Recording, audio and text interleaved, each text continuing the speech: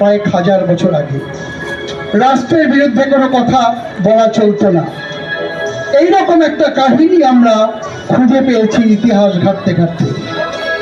আর ম্যাজিশিয়ানরা সবসময় নতুন কিছু আহরণ করে খুঁজে পাওয়ার জন্য।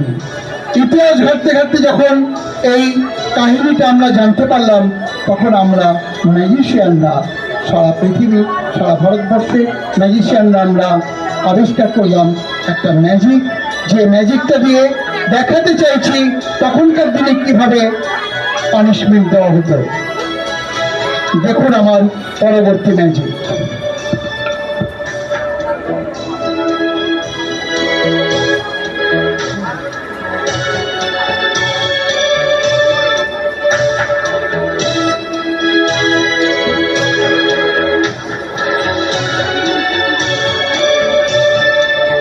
তাকে এইরকম একটা বাক্সর মধ্যে তার মাথাটাকে ঢুকিয়ে দেওয়া হতো, ঢুকিয়ে তরবারি ঢুকিয়ে তার কথা বলার ক্ষমতা কেড়ে নেওয়া হতো, কারণ সে রাষ্ট্রের বিরুদ্ধে সত্যি কথাগুলো বলতো।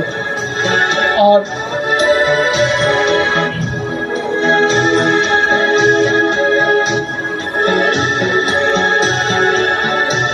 এইভাবে মাথাকে ঢুকিয়ে দেওয়া হতো। কিন্তু একদিন এক মজার ঘটনা ঘটলো। সেই ঘটনাটা হলো, এইভাবে যে ছিন্ন ভিন্ন করে দেওয়া হতো চারিদিকে তরবারি ঢুকিয়ে, একদিন দেখা গেল যে যাকে এরকম শাস্তি দিতে গেল সে একজন ছিলেন জাদুকর। আর সেই জাদুকর সেদিন কিভাবে তার জাদুর মাধ্যমে নিজেকে রক্ষা করেছিলেন সেইটা দেখুন।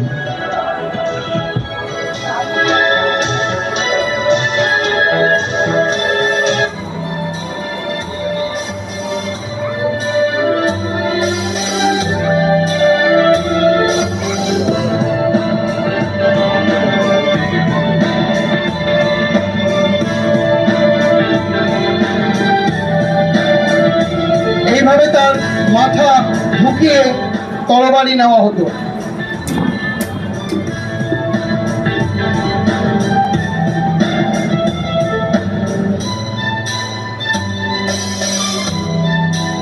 তার মাথার মধ্যে তরবারি ঢুকিয়ে দেওয়া হতো যাতে সে আর জীবনে রাষ্ট্রের বিরুদ্ধে কোনো অভিযোগ করতে না পারে, রাষ্ট্রের বিরুদ্ধে যাতে কোনো কথা না বলতে পারে।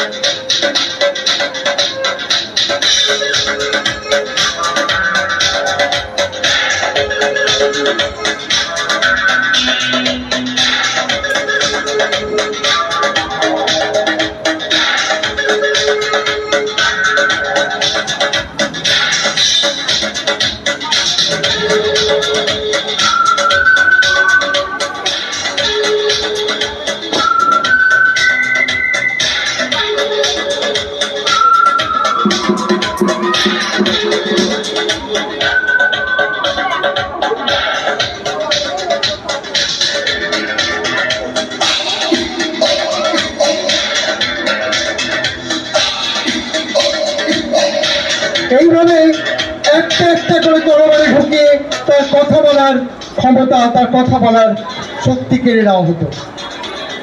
কিন্তু বলেছি, এমন একদিন এসেছিল যেদিন যাকে পানিশমেন্ট দেওয়া হচ্ছিল তিনি ছিলেন জাদুকর। আর সেই জাদুকর কিভাবে নিজেকে রক্ষা করেছিল দেখুন।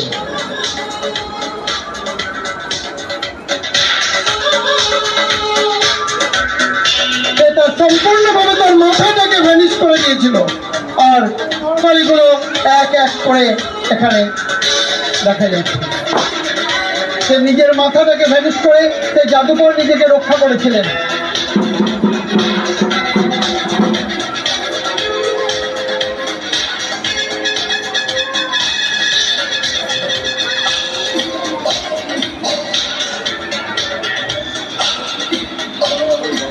কিন্তু তরবারিগুলো বের করে নেওয়ার পরে কি হলো দেখুন।